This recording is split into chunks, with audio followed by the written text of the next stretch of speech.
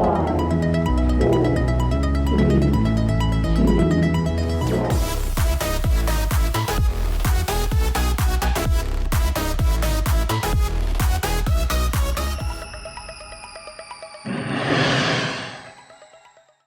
everybody. Welcome back to another edition of the Fitter and Faster Coaches Corner. As always, I'm your host, Mike Murray.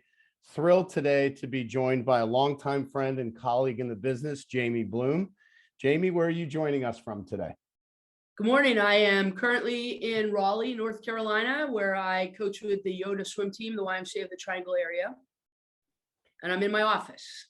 And Jamie, you and I got to catch up a little bit last week at North Carolina Select Camp. To our audience who is watching this on YouTube, I apologize for my lack of haircut.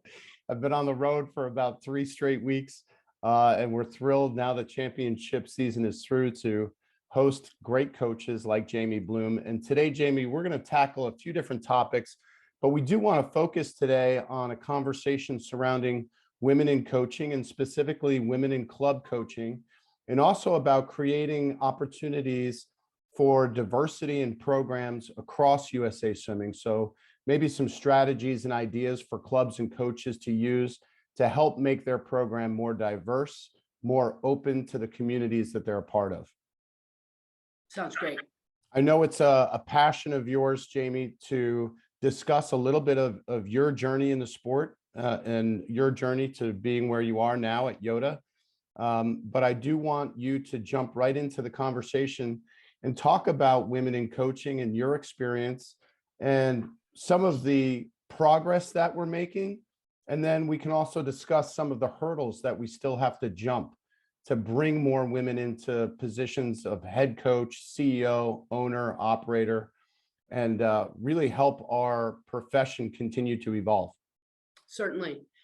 Thanks, Mike. So, you know, I've been coaching for a long time, 40 years actually. And I think, you know, it's interesting. There's a lot of topics that we talk about. And for me, talking about women in coaching has been a thing for probably the last 15 or so years, but we didn't really ever do anything about it. Like we just got a group of people in the room and we said, oh yeah, la, la, la, we don't have a lot of women in coaching. And then we just didn't really do anything about it. And so one of my real main goals over the last 5 years has to really start to roll up, you know, my sleeves and get busy with how do we get more women into coaching? How do we encourage more young women to start thinking about coaching? And, you know, let's finally do something about it. I think I'm in a place where I feel comfortable with my style, with my philosophy. I like to think of myself as a mentor. But I've publicly said I want to be a mentor and I want to help get more women into coaching. And like I said, have young athletes see themselves as, oh, I could do that. I could become a coach, not just young girls, but, you know, young male swimmers as well.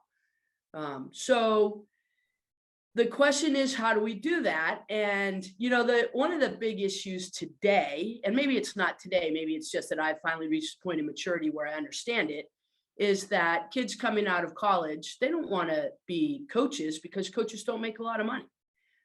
You know, they want to go places where they can make 6 figures and, you know, pay off their student loans if they have them in some reasonable amount of time. So I think that that's one of the biggest issues right now with getting some of these young people to think, oh, coaching is something that I really want to do. Jamie, you've been a coach on our national junior team staff for USA Swimming. You've held some major positions of leadership within our sport, whether it's at the LSC level, the zone level, or at the national level.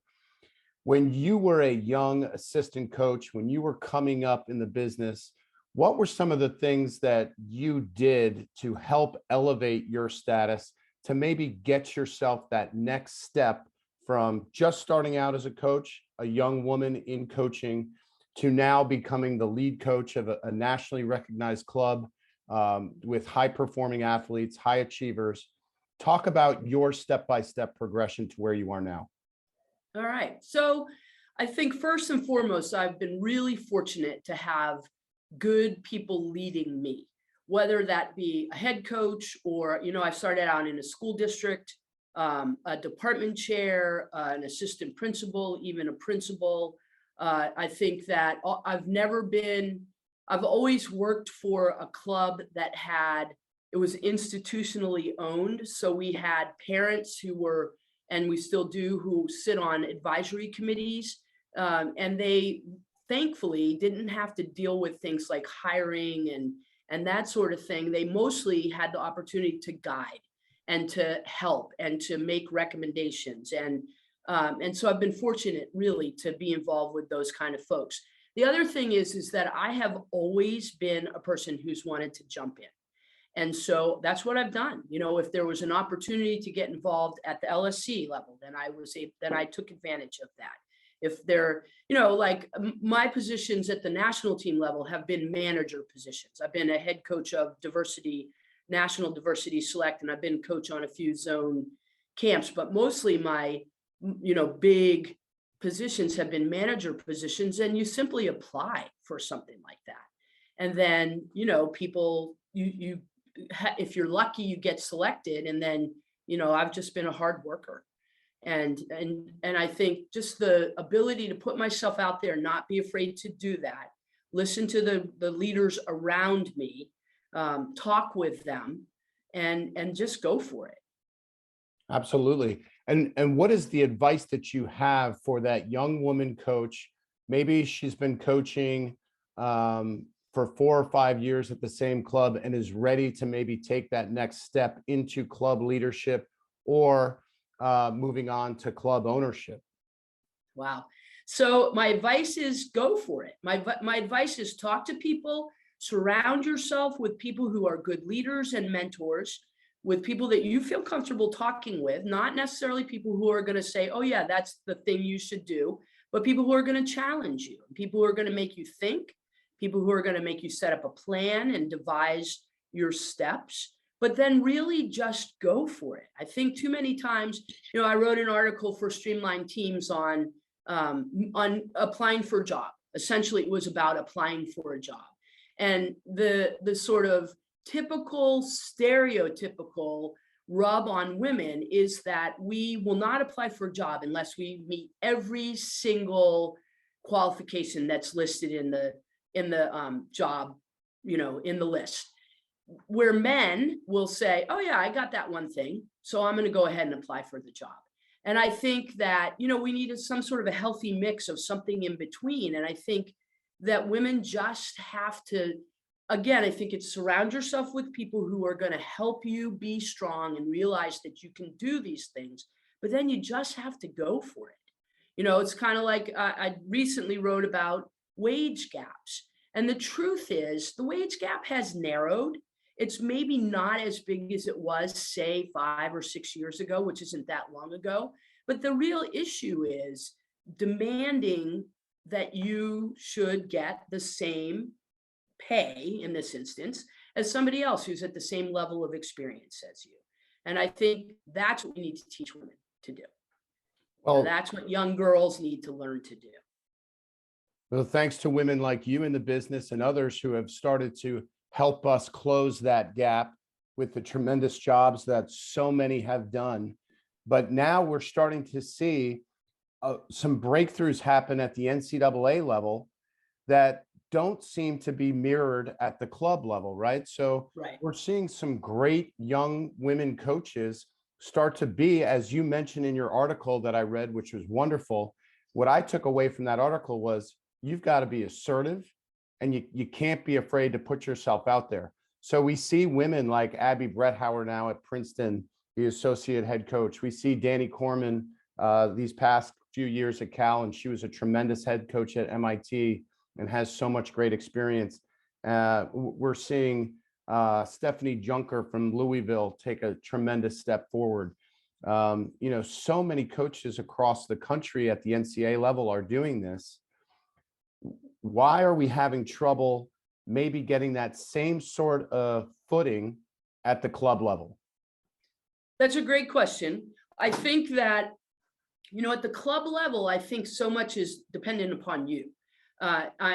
When you're at, and I've coached in the NCAA, you have a huge support system. You know, you're part of a department. You you're part of a coaching staff, which the coaching staff seem to be getting bigger and bigger and bigger. And you have a really small audience. You have a group of athletes somewhere from, maybe if you're a single gender team, maybe 30 athletes, to if you're both genders, you might have, depending on the size of your roster, you might have up to 80 athletes. That would be a huge team. And you've got all sorts of people that are working within that system to make sure that whatever those athletes need and whatever you need and your team, et cetera, is taken care of. When you're running a club, you have, if you're a small club, I don't know what, you might have 50 or 60 kids. If you're a big club, you might, we have 600 at YOTA, and we're medium size. I used to think 600 was big, but my goodness, you look at some of these like NCAP, and well, right here in Raleigh, we have TAC. Actually, we have MSA in Charlotte that's gone to over 1,000 athletes. And when you're the manager of that, and I'm going to say the only people that you have working for you in terms of administration are your board, that's a hard job. That's a really tough thing to manage. I think with women, obviously, we end up with a lot of stereotypes with, does she have a family? Is she married? Does she have kids? Is she going to be able to give the time that's necessary to run this whole thing? And the truth is, yes, she is. She can. We can. And I think, we're starting to push against that a little bit. We're starting to see women who are getting through that a little bit and getting themselves into big positions. But I mean, again, I think that the whole thing comes down to who you surround yourself with. And yeah, who's your support? And when you become the leader of a club, do you go into the club and say, this is what I'm going to expect? These are the things that I want to have. This is how we're going to function and be successful. If I do this, are you going to fire me? Are you going to say, are you going to push back the whole time? Are you going, if I do these things, which of course, we're not saying if I do something unethical or immoral or illegal, obviously. But, I think that, again, women, we need to be bold and do and say those things. And then people will go, oh, okay, she's serious. She knows what she's talking about. This is our woman. I love it. And I love the attitude of, there's no reason why we can't be as successful as anybody else. I mean, why not put ourselves in a position where we can lead? We can show that we've coached great athletes. I mean, there are so many great young women coaches in USA Swimming right now that are making an incredible impact on both in their LSC level, but on the national level as well. So when we start to see some of these younger women elevate, it's really now a question of, okay, how do we make those breakthroughs into the top level of the coaching echelon, the head coach, the CEO, the program director? I think, it depends on the type of club, right? Is it parent run? Is it board run? What the situation is there?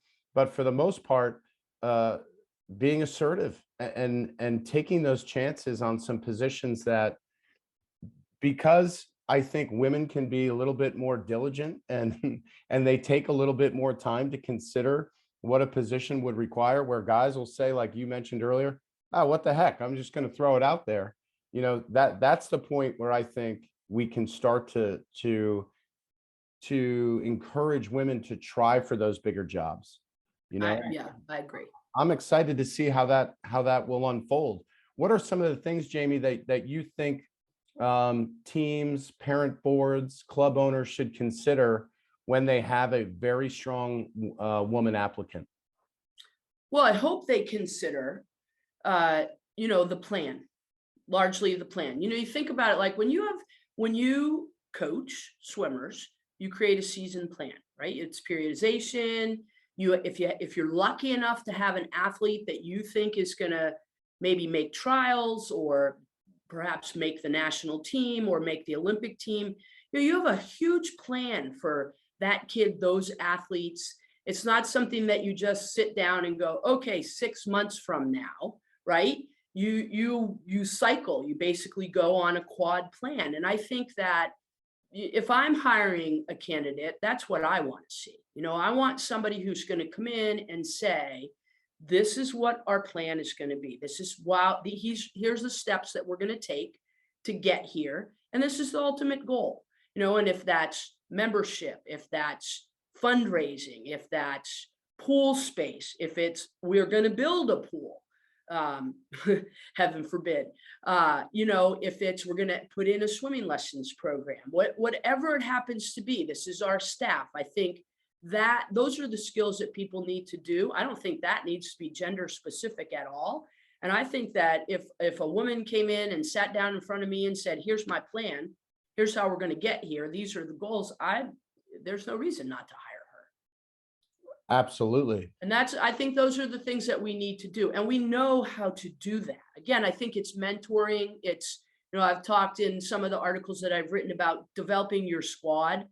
You need a group of women, especially around you, who are going to encourage you and push you. But, you need just some strong people who have done what you want to do and can advise you and help you create that plan that you're going to present to a potential employer. Absolutely. And what are some things that current head coaches who have very strong assistants or associate head coach women in the club, what are some of the things that they need to do to help continue to develop their coaches to get to the point where we start as male coaches encouraging our female assistants to shoot for those openings in the bigger clubs, to shoot for head coach positions? How can we help mentor them? So that's great. I think that's a great question, Mike. I think first and foremost, we have to acknowledge that that's what we want to do. I think that when we have great assistant coaches, sometimes the last thing we want to do is let them go, right? And that's fine. I mean, if that's somebody's desire is to stay and be an assistant coach, and that's, they're going to kind of put their feet down and stay where they are. But I think the first thing is to acknowledge that this is what somebody wants to do. And then I think it's up to us. I think it's up to the men who might be the leader of those women to start to tell other people about them and to start to say, hey, listen, I've got this great young coach on my staff. She is interested in becoming a head coach. I think she'd be fantastic for this. When there's a job, that comes up, you call on behalf of that person. You tell her, here's a great position that I think you would be really suited for. How do you feel about it? And again, I just think it's putting yourself out there, having her put herself out there, and then just support and encouragement. But I think first and foremost, as the head coach, you have to be willing to, to say, are you interested in this? This is something that I'd like to help you develop. Let's go for it. And I also think that we have a responsibility as if we are the head coach, if we are a male and we are the head coach of our club and we have great female assistants or associate head coaches, I do think that we have a responsibility to celebrate the success of those coaches, to help get your coaches' names out there, to mention to other coaches who might be looking for a new head coach or head coaches who are retiring, that we celebrate our women coaches on our social media platforms, that we're getting information out there so that the world can see, like, we are so supportive. I truly believe that my peers and my colleagues are so supportive of helping women get head coaching jobs within USA Swimming. Is that something that you would agree with? How can Yes. we get that out there? Yeah, that's how we do it. I mean, that's exactly how we do it. We just have to not be selfish and hang on to people. We need to, again, we have to be proactive. Sometimes we have to be proactive for them. I do think it's a conversation, when you hire a coach, hopefully the conversation that you have when you hire that coach is, what are your goals? Where do you see yourself in 5 years, in 10 years? What do you want to do?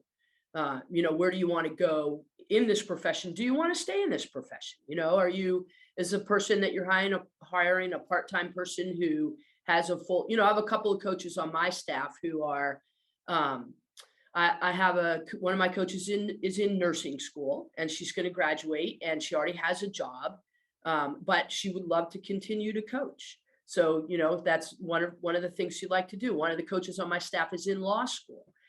His desire is to, go and fight the criminals and all that other stuff, but then take off his tie and his lawyer clothes and come and coach swimming. So, you need to know your personnel. You need to know what people have in mind. What are their goals? And those are conversations you need to have with folks. And then again, if the goal is, I want to be a head coach, then I think it's imperative on us, the leaders of the younger coaches, to do everything that we can to promote them and to get them out there into places where they can become head coaches. All right, Jamie, we left off on our first recording and we were talking about the progress of women in coaching and how we've seen so many women start to get some more top tier jobs. What are some of the reasons behind that, do you think? And are we evolving fast enough as a profession in terms of helping women get head coaching jobs? So I'll answer the second part first. No, I don't think we're evolving fast enough. I think we are evolving, and there certainly has been some progress made over the last, maybe 2 or 3 years, interestingly enough, maybe during COVID. But I think that, I don't know. I think in some terms, progress is just never fast enough, although it's great to see progress, and what's the reason I think that more women are getting involved? Well, I think that, or getting hired. I think that people are finally starting to understand that coaching is not a gendered profession, and there are great coaches, male or female, and we are finally giving opportunities to women. And I honestly think that it's because we're talking about it more. I think that there's a group of women that have been coaching for quite some time. I'm going to put myself into that category. And there's a whole bunch of us that have decided that, it's time that we really spent some time talking about this and really spent some time promoting each other, and really got on the, here's a job that you might be interested in, and I think you should apply for it, and I'm going to recommend you. And I think that's what's starting to happen. It's really great to see, and it's so apropos for our Coaches Corner episode today, because just this week, Samantha Barony was named the executive director of the College Swim Coaches Association. As you know, at ASCA, we've hired our first female CEO ever, in Jennifer Lamont. And those two actually shared this great picture on Facebook. So you can see, even though they might not be coaching positions, there's certainly leadership positions for females in swimming, which I think is a huge step forward. Would you agree? I completely agree. And I have to think that having women in those positions just makes it better for all the female coaches out there. I mean, I would certainly hope that that will be one of their goals collectively, is to make sure that the women who should be hired and recognized are getting there. And hopefully with female leadership at the top, they can also kind of push that agenda a bit. Jamie, what are some things that you've utilized professionally to help some of our younger women assistant coaches and maybe some younger women head coaches continue to evolve and work to get some of these bigger jobs? Are there any programs that you've been active in or that you would encourage younger coaches to get involved with? So I've participated in the Women's Leadership Summits that USA Swimming has promoted. We do some things in the Y as well with women's leadership specifically. So I've involved myself in, I've taken advantage of those opportunities. I also think that we, again, I said there's a group of women right now that are really proactively trying to get younger female coaches into the ranks. And one of the things that we're really encouraging all coaches really, but especially our female coaches to do, is to create themselves a squad, create a group of women that they can be mentored by, that they can grow through and with, and that can help them find positions, apply for positions. It's a really nice mentoring setup. And I think it's been a long time coming. There's been sort of starts and stops. We've done leadership summits and that sort of thing. And I just think that, it's finally taking good solid hold, and that's what's happening. Absolutely. And one of the things, Jamie, that you and I are both very passionate about in our sport and moving our sport forward is diversity, equity, and inclusion. So talk about maybe some of the past history in our sport and why we need to make immediate and effective change to be a more inclusive sport. And when I say inclusive, I'm including every possible category that you can think of, so that our sport is a welcoming sport that celebrates individuality and uniqueness. Yeah, it's a great topic, Mike, and it's a conversation that we could spend an entire coach's corner on. It's important. We need to be welcoming to everybody, and we need to be inclusive of everybody. And we need to put ourselves out into the communities that are traditionally underrepresented in our sport. And we need to provide opportunities for those communities to choose to come into our sport. And then what we need to do is we need to make the opportunities available. If it's affordability, then we need to think about price points. If it's access, then we need to figure out how to get, for instance, differently abled people into the water. If it's a trans situation, then we need to work in our trans communities, find out what our trans athletes need. We need to have, good, honest, open conversations with all of our communities and make sure that we're including them. And I think, one of the things that I've learned over the last couple of years when dealing with inclusion and diversity is that we need to have the people who we're trying to include, as they need to have seats with us. We can't just unilaterally make decisions for folks that we're not, and I think that, that's something that I've really become aware of and something that I've tried to do. We can't, I'm going to talk about the trans community, for instance. All kinds of, legislation and rules, et cetera, have been floated past. They're sitting in Congress, whatever, without even bringing trans people into the conversation. I don't know how you can do that. It's just not fair, So anyway, I think that we need to think about what we want, who we want. We want everybody. Then we need to make sure that we are providing the resources, providing the accessibility, opening our doors, if it's again, as I said, if it's a financial situation, making sure that our price points are affordable for anyone that wants to be part of our programs. And when it comes to access to the water, obviously we need to teach people how to swim.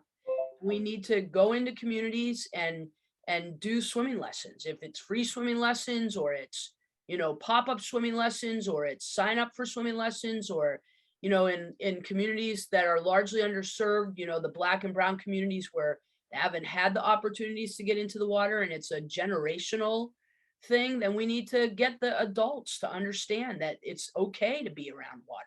And we don't need to maybe teach adults how to swim, but we need to teach them how to be safe around the water.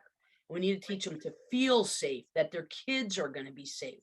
And you know this as well as I do. You talk to kids who come from generational fear of the water, and they're going to tell you fantastic stories that they've heard from their grandmother or their aunt or their mom, or some cousin that they, get to spend the weekends with or whatever, about some tragic thing that happened to them in the water. And we need to work within those communities to make sure everybody knows that they're going to be safe. It's going to be okay.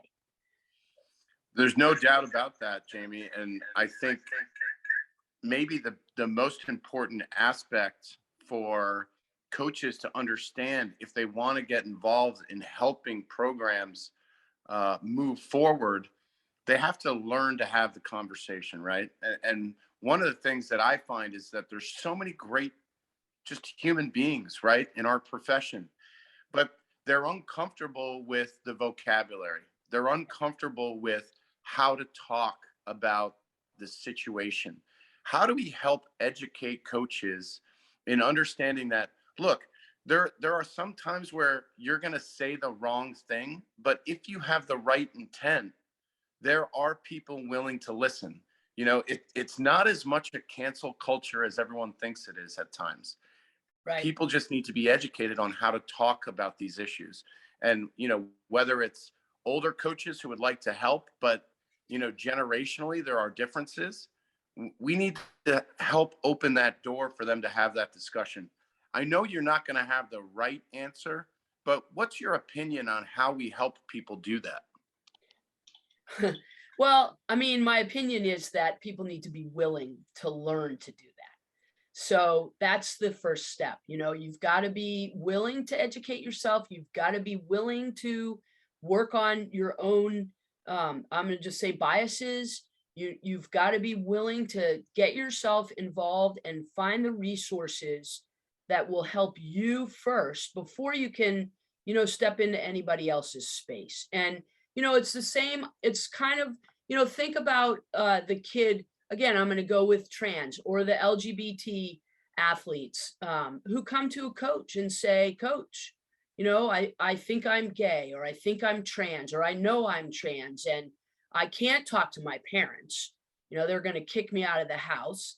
I feel like I have no support, et cetera, et cetera. And you know this, we are oftentimes the one of the few people that athletes feel like they have, you know, that they can have confidential conversations with.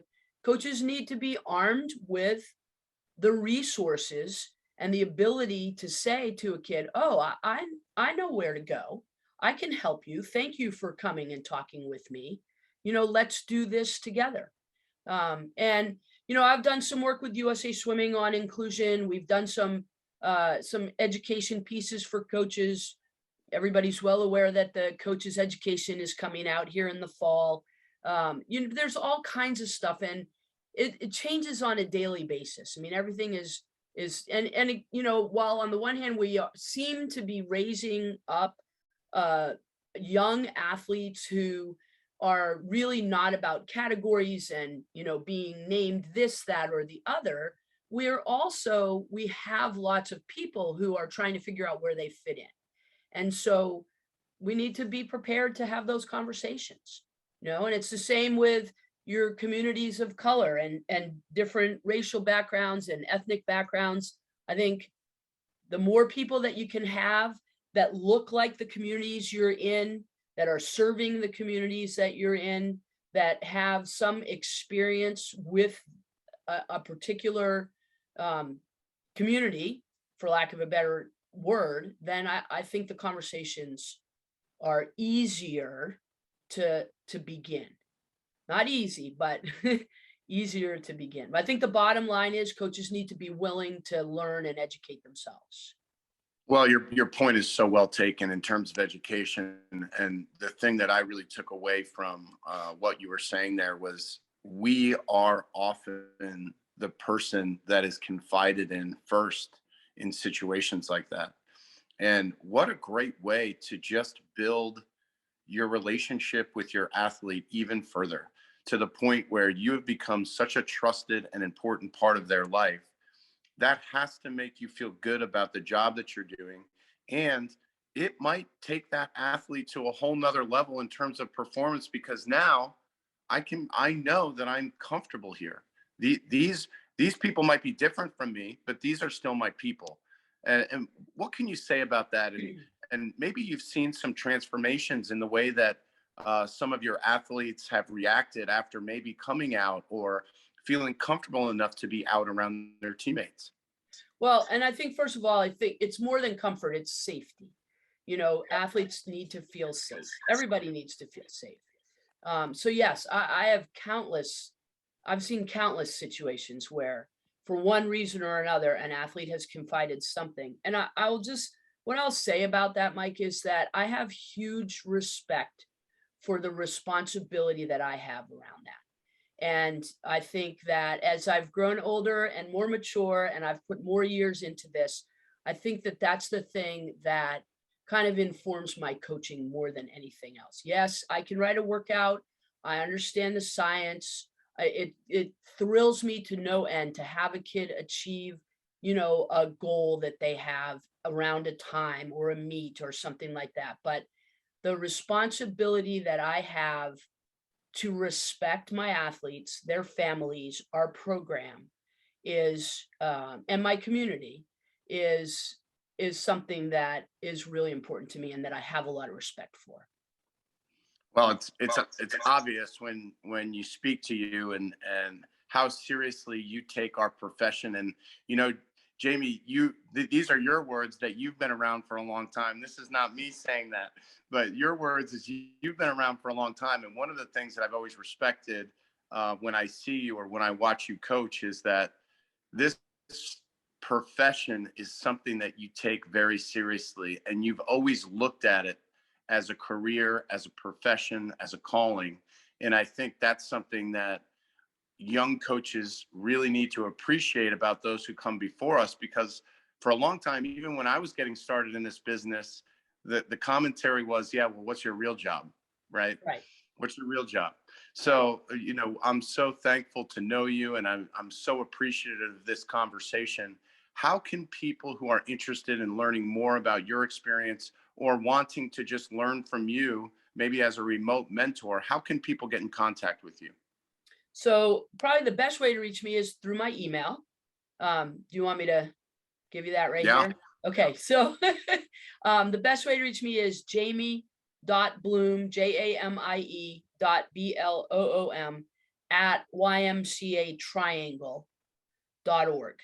And pretty good at responding to email. And I am more than happy to connect with anybody that really wants to connect for whatever reason. And again, you know, I've created a network around me. So if I don't know something, or I think that, you know, somebody would be better served by getting connected into a different part of the network that I belong in and to, then I'm more than happy to do that, to, you know, to send people out as well. Can't solve all the problems of the world, but I certainly have created a group around me that we can do stuff together. I love it. I love it. I appreciate you, Jamie. I really thank you for taking the time. And I know I ran us around in circles to get this scheduled, but thank you so much for being on today. Thanks, Mike. This has been really good. I'm excited that we got to do this. Thank you so much. And we look forward to having you on again. All right. That'll be great.